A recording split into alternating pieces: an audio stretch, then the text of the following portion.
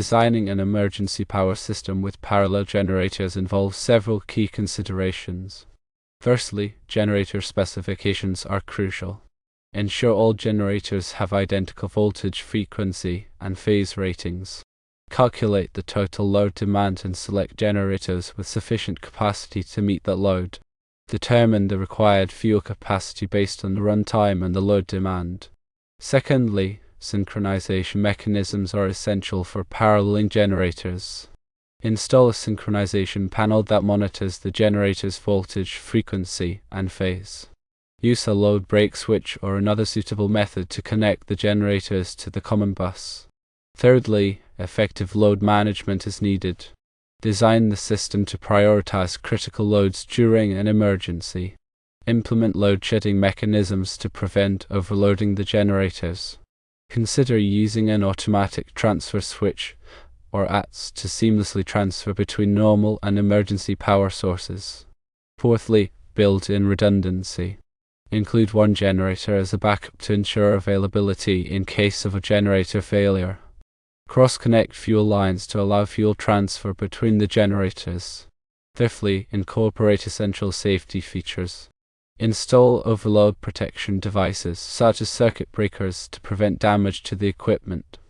Implement overvoltage and undervoltage and frequency protection mechanisms. Integrate a fire suppression system. For wiring diagrams, several resources can be helpful. There are online resources available with diesel generator paralleling wiring diagrams and the principles of paralleling. Also, forums dedicated to electrical topics often contain discussions and diagrams related to generator paralleling.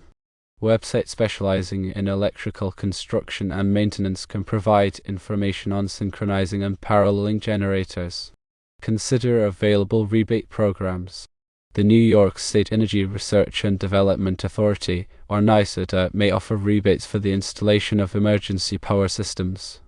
Visit the NYSERTA website for detailed program information and eligibility requirements. Explore utility peak load shaving programs. New York State Electric and Gas, or NYSEG, may offer demand response programs that reward customers for reducing their electricity consumption during peak periods. Participating in these programs can help reduce the overall operating cost of the emergency power system. Visit the NYSEG website for information on their demand response programs. Some additional tips include consulting with a licensed electrician or electrical engineer for the system design and installation. Conduct regular testing and maintenance to ensure the system's reliability. Train personnel on the operation and maintenance of the system. Develop a comprehensive emergency plan that outlines procedures for starting, paralleling, and operating the generators. Specific voltage and amperage ratings are crucial in generator systems. Common voltage levels for generators include 480 volts, 208 volts, 277 volts, and 120 volts. The amperage rating of each generator must be sufficient to handle the connected load. Consider the National Electrical Code, or NEC, requirements. The NEC provides guidelines for the installation and wiring of generator systems. Refer to NEC Articles 700, 701, and 702 for specific requirements related to emergency and standby power systems. Proper grounding is essential for safety. Ensure that the generator system is properly grounded in accordance with NEC Article 250.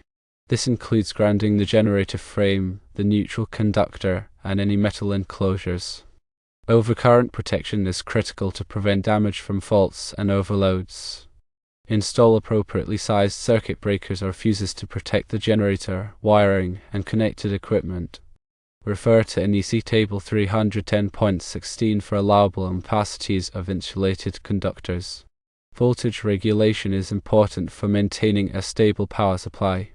The generator should have a voltage regulator that automatically adjusts the output voltage to compensate for changes in load. Frequency regulation is equally important. The generator should have a governor that maintains a constant frequency, typically 60 Hz, regardless of the load. Load shedding is a technique used to prevent overloading the generator. Non-essential loads are automatically disconnected when the generator approaches its capacity. Transfer switches are used to switch between the normal power source and the emergency power source. Automatic transfer switches, or ATSs, automatically switch to the generator when a power outage is detected. Manual transfer switches require manual operation. Paralleling multiple generators increases the overall power capacity and provides redundancy. Synchronization is necessary to ensure that the generators operate in phase with each other. A synchronizing panel monitors the voltage, frequency, and phase of each generator and automatically adjusts them to match. Load sharing ensures that each generator carries its fair share of the load. The generators should have equal droop characteristics so that they share the load proportionally. Communication between the generators and the control system is essential for monitoring and control.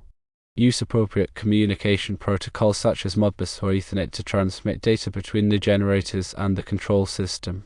Regular maintenance is crucial for ensuring the reliability of the generator system. Follow the manufacturer's recommendations for maintenance procedures and schedules. Testing the generator system regularly is important to verify its functionality. Conduct load tests to ensure that the generators can handle the connected load. Keep detailed records of all maintenance and testing activities. This information can be helpful for troubleshooting and identifying potential problems. Proper ventilation is necessary to prevent overheating of the generators. Ensure that the generator room has adequate ventilation to dissipate heat. Fuel storage is an important consideration for diesel generators. Provide adequate fuel storage capacity to meet the required runtime.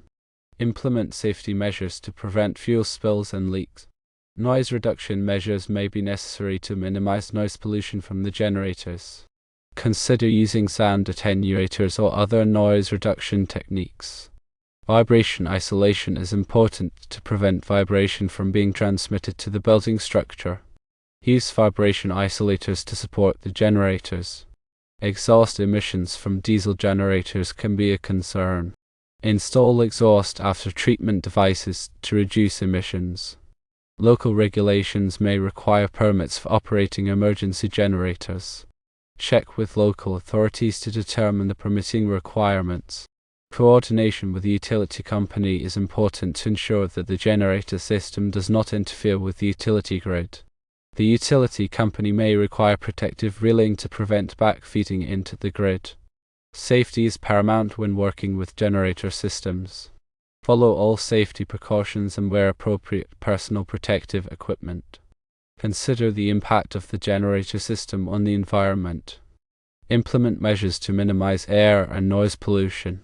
Proper documentation is essential for the generator system.